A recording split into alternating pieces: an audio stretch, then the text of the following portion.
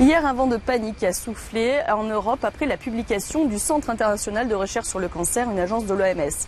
La viande rouge est désormais classée probablement cancérogène pour l'homme et les charcuteries ou viandes dites transformées classées comme cancérogènes pour l'homme.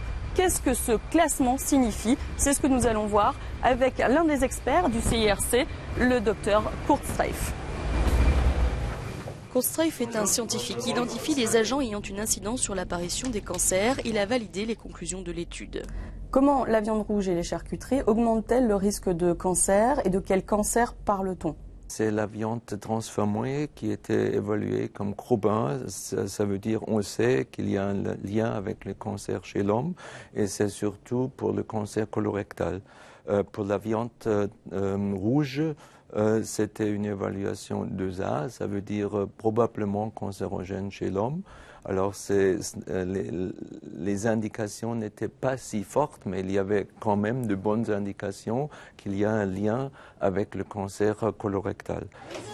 Seule la viande blanche est donc épargnée par ce classement couperé. Le bœuf, le veau, le porc, le mouton, le cheval, la chèvre seraient tous coupables de favoriser l'apparition de cancer colorectal, de l'estomac, du pancréas et de la prostate, qui plus est s'ils sont consommés en charcuterie ou plats tout préparés. Et donc à partir de quelle quantité de viande augmente-t-on nos risques de développer un cancer? Il y avait une augmentation du risque à peu près de 18% pour chaque portion de 50 grammes de viande transformée mangée chaque jour.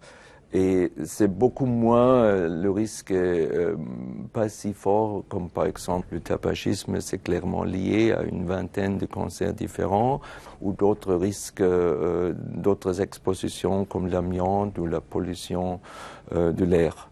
Le ministre français de l'Agriculture, Stéphane Le Foll, a dit hier je ne veux pas qu'un rapport comme celui-là mette la panique chez les gens. Alors le CIRC n'a-t-il pas été alarmiste dans sa publication ? Non, je ne crois pas du tout que nous sommes alarmistes. Nous avons clairement spécifié ce qu'on a évalué et on a bien sûr aussi quantifié le risque. Et après, c'est au gouvernement ou aux individus de décider que faire avec ça. Les alarmistes, ce sont plutôt les autres, mais pas nous.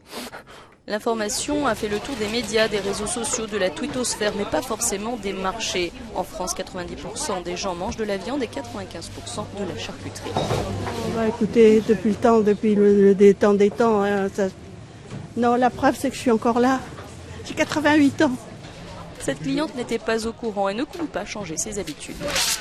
Quels sont vos conseils d'experts pour éviter de développer un cancer? Ça dépend vraiment du contexte. Il y a des expositions environnementales, la pollution de l'air, c'est plutôt au gouvernement de faire quelque chose. Mais si vous pensez d'abord aux expositions dans la vie quotidienne, je crois que le plus important, c'est vraiment d'arrêter de fumer, boire moins d'alcool, être actif, bouger, éviter le surpoids et peut-être manger moins de viande transformée. Aux consommateurs et au gouvernement, aux institutions de prendre maintenant la mesure de cette vaste étude certifiée par 22 experts internationaux de l'OMS.